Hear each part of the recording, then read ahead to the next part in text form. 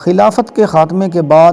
امت کی حالت ایسی ہو گئی جیسے پرورش طلب بچہ اپنے والدین کے سائے سے محروم ہو جائے اور خود غرض دنیا میں اپنی بقا کی جنگ لڑنے کے لیے تنہا رہ جائے۔ خلافت کے خاتمے کے ساتھ ہی استعماری کفار بھوکے بھیڑیوں اور گدھوں کی طرح اس امت پر حملہ آور ہو گئے۔ انہوں نے اس امت کا خون چوسنے کے لیے ایک دوسرے سے لڑنے سے بھی گریز نہ کیا۔ اسلامی شریعت کو معطل کر دیا گیا، سرزمین خلافت کو چھوٹی چھوٹی ریاستوں میں تقسیم کر دیا گیا اور ہر ریاست کو اپنا آئین، قانون، قومیت اور جھنڈا دے کر تقسیم کر دیا گیا۔ اسلام کی عادلانہ معیشت کو مغرب کے سرمایہ دارانہ نظام سے بدل دیا گیا اور مسلمانوں کے معاملات کی نگرانی اسلامی حکومت کے بجائے سیکولر کردار حکومتی ڈھانچے کے ذریعے کی جانے لگی۔ مسلمان اپنے خلیفہ سے کتنی عقیدت و محبت رکھتے تھے، اس کا اندازہ اس سے کیجئے کہ خلیفہ مستعصم باللہ کی شہادت پر شیخ سعدی رحمۃ اللہ علیہ نے ایک دلدوز مرثیہ کہا، باوجود اس کے کہ آپ مرکز خلافت سے بہت دور شیراز میں رہتے تھے۔ اس نوحے کے یہ اشعار بہت مشہور ہوئے، جن کا ترجمہ یہ ہے کہ اگر امیر المومنین مستعصم کے زوال پر آسمان سے خون کی بارش ہو تو بجا ہوگا، اے محمد صلی اللہ علیہ وآلہ وسلم، اگر قیامت زمین پر ہونی ہوتی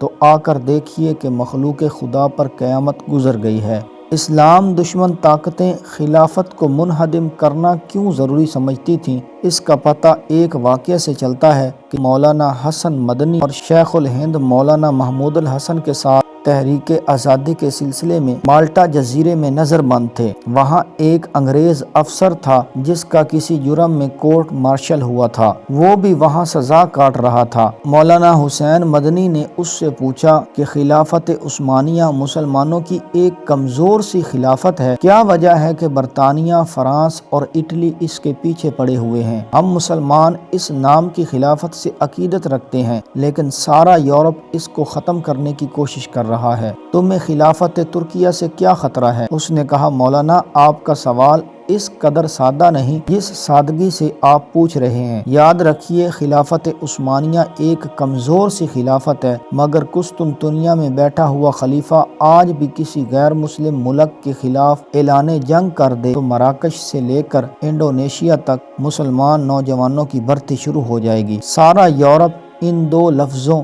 خلافت اور جہاد سے کانپتا ہے۔ یورپ کے تمام ممالک متحد ہو کر ان دو لفظوں کی قوت کو ختم کرنا چاہتے ہیں اور انہوں نے یہ کر دکھایا۔ خلیفہ عبد المجید ثانی کی معزولی اور سقوط خلافت کا اقدام امت مسلمہ کے لیے 20ویں صدی کا سب سے بڑا حادثہ تھا۔ مسلمانوں کا مستقبل تاریک ہو گیا، مقامات مقدسہ اغیار کے قبضے میں چلے گئے، عالم عرب میں اسرائیل نے جنم لیا، پاکستان دو لخت ہوا، افغانستان میں آتش فشاں پھٹا، بابری مسجد نے چیخ و پکار کی، وادی کشمیر مسلمانوں کا مقتل بن گئی، عراق کا عرق نکال دیا گیا، لبنان خون سے نہا گیا، شام اور برما کے مظلوم مسلمانوں کے خون سے ہولی کھیلی جا رہی ہے، مسلمان یتیم اور لاوارث ہو گئے۔ ضروری ہے ہمارے خواص و عوام اپنا رشتہ اپنے تابناک ماضی سے جوڑ لیں اور شاہراہ خلافت پر گامزن ہو کر ایک حقیقت شناس مرد کلندر کے